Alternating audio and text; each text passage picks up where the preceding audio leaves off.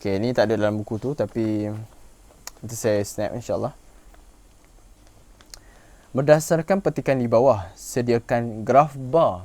Dia dah mention graf bar yang sesuai untuk menunjukkan jumlah penggunaan. Okey, ada jumlah pengangkutan awam antara bandar dengan luar bandar, dua perkara. Bandar satu, luar bandar di beberapa negeri terpilih, tiga perkara dah. Pada tahun 2009, 2011, 2013, empat perkara. Jadi bila empat perkara, tak lain tak bukan adalah graf cermin. Graf bar cermin. Alright. Bila dia mention, okey, cuba bayangkan bandar, luar bandar. Tahun yang berbeza, 3 tahun. Okey, itu satu perkara. Bandar dan luar bandar, satu perkara. Dan jumlah pengangkutan awam. Okey, yang ni tak banyak sangat perkara tapi okey, ini sudah cukup untuk menunjukkan ia adalah graf cermin. Okey, bayangkan okey, kita buat graf cermin, ada paksi dia. Okey, kita bayangkan bandar dan luar bandar. Kita nak letak mana? Itu yang utama tau. Kita nak tengok. Jadi pendapat saya akan letak bandar dengan luar bandar di okey, kalau tengok graf ni, okey, saya akan bulatkan. Okey. Tengok bulatan merah tu. Okey, sini bandar dan sini adalah luar bandar. Okey, kedua-duanya adalah di atas paksi, di bawah tajuk kan. Tahun saya akan letak di tengah sebab tahun tidak boleh dijadikan sebagai petunjuk. Jadi bandar, luar bandar, tahun, negeri. Okey, negeri tu saya akan jadikan sebagai petunjuk. Negeri Perak, Selangor, Pulau Pinang dan Johor. Jumlah pengangkutan saya akan letakkan di paksi X. Jadi paksi yang melintang tu. Itu untuk jumlah pengangkutan. Bila jumlah komponen, tak lain tak bukanlah. Okey, mari tengok seterusnya. Contoh lagi. Soalan dalam buku LP yang ke-25. Bilangan tenaga buruh, okey, graf bar. Bilangan tenaga buruh di bandar dan di luar bandar. Okey, ni macam trik soalan cermin kan. Okey, tak apa, kita tengok dulu. Bandar dan luar bandar mengikut taraf perkahwinan dan jantina pada tahun 2015, tahun yang sama. Tapi taraf perkahwinan dan jantina dua perkara berbeza, bandar dan luar bandar. Ada 4 perkara. Jadi automatik graf bar cermin. Jadi macam biasa, yang bandar dan luar bandar kita letak di atas macam tadi. Jantina ataupun taraf perkahwinan kita akan masukkan dalam petunjuk. Salah satulah. Kalau kita nak letak taraf perkahwinan untuk paksi yang menegak, kita letak petunjuk lelaki dan perempuan. Sebab ada dua jantina kan. Kalau kita letak lelaki dan perempuan sebagai jantina untuk paksi menegak, kita letak taraf perkahwinan dalam petunjuk. Tapi saya rasalah taraf perkahwinan better untuk paksi yang menegak sebab dia ada empat taraf yang berbeza. Jantina ada 2. So lebih mudah untuk lihat kalau macam ni. Yang tu terpulang lah. Tapi ini saranan saya lah. Okey, mari kita tengok yang seterusnya. Okey, ada yang tanya macam mana kita nak tahu dia graf bar cermin ke piramid kan. Sebab cermin dengan piramid dia sama je. Cuma gaya nak buat graf dia berbeza tau. Maksud dia, kalau graf cermin dia akan ada jarak bagi setiap graf bar. Tapi kalau graf bar piramid dia tak ada jarak bagi setiap graf. Macam mana kita nak tahu? Kita tengok contoh saya bagi. Contoh bagi soalan. Okey, ni graf bar cermin tapi dia jenis piramid. Bilangan pendaftar aktif memohon pekerjaan di Malaysia mengikut kumpulan umur pada tahun 2014, tahun 2015. Bilangan pendaftar aktif memohon pekerjaan. Lebih kurang 3 kot. Pekerjaan tak termasuk yang ni. Dia termasuk dalam bilangan tu. Okey, kat sini kumpulan umur. Kumpulan umur maksudnya ia berturutan daripada umur 15 tahun hingga 20, daripada 21 hingga 25. Maksudnya dia ada turutan yang meningkat. Maksudnya dia bukan satu perbezaan macam taraf perkahwinan. Kahwin tak kahwin. Kita tak boleh tengok dia punya pola.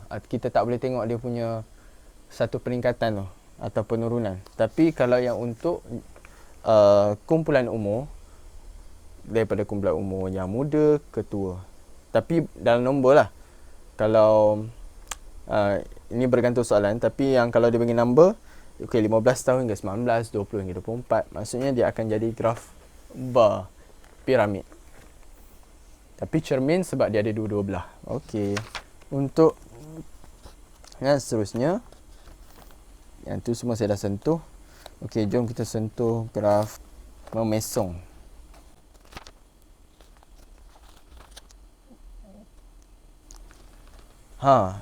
Sebelum tu ada satu contoh graf komponen, tapi dia tak pakai jumlah tau. Dia pakai nilai. Soalan dia nilai ekspor barangan utama bagi tahun 2001 hingga tahun 2004. Nilai ekspor barangan utama. Yang ni kita pakai komponen, graf garis komponen. Macam nilai kita tak boleh nak tengok secara graf bar tau. Dia tak sesuai. Okey, yang tu salah satu yang agak rare lah. Okey, ini salah satu contoh, tak ada dalam buku LP. Aliran perbezaan graf garis, tapi dia ada perbezaan. Bilangan penumpang sistem aliran ringan mengikut jenis perkhidmatan terpilih antara tahun 2010 hingga tahun 2013. Aliran perbezaan, maksudnya graf garis, tapi bila ada perbezaan bergantung. Sebab soalan ni a bit special. Perbezaan dia nak kita daripada tahun 2011 dan 2010, berapakah perbezaan dia? Negatif ke positif? That's why dia terletak dalam graf garis memesong. Okay, ni antara yang rare lah. Kebiasaan dia akan bagi keyword kadar. Lagi satu contoh graf garis memesong, pola peratus perubahan. Bila ada perubahan maksudnya dia kena tolak lah. Peratus ataupun bergantung pada soalan. Macam peratus, dia nak tahu daripada tahun 2014 ke tahun 2015 berapa peratuskah dia naik ataupun dia turun. Yang tu kita kena kira lah. Macam mana nak tahu? Mula-mula tolak, lepas tu bahagikan dengan tahun yang lalu, maksudnya tahun yang dulu. Contoh tahun 2015 tolak 2014.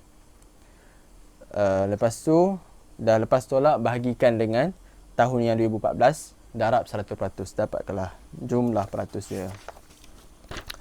Itu graf garis memesong. Lagi satu keyword untuk graf garis adalah pergerakan. Pergerakan pun graf garis. Dan perubahan selalunya graf garis lah. Selalunya. Perubahan bilangan macam graf bar, tapi sebenarnya dia graf garis sebab perubahan. Satu perubahan. Okay, jom tengok graf. Mana graf memesong?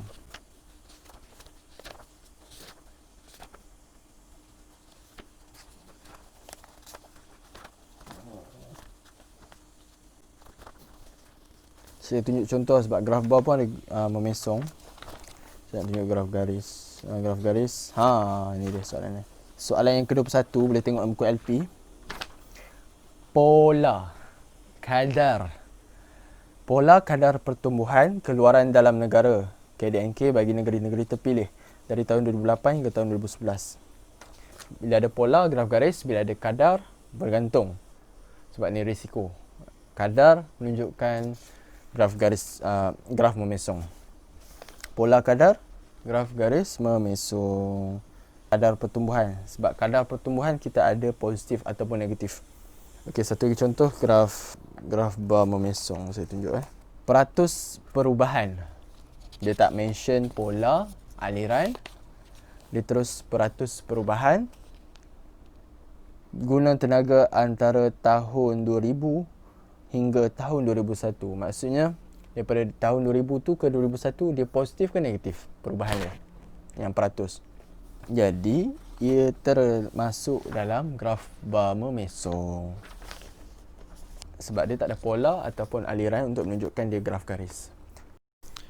Okey, harap maaf yang untuk graf carta pi saya terlupa nak terangkan. Okey, carta pi kita tengok kalau untuk bandingan dia akan nampak secara banding. Maksudnya selalunya lah dia akan bandingkan bagi tahun yang berbeza.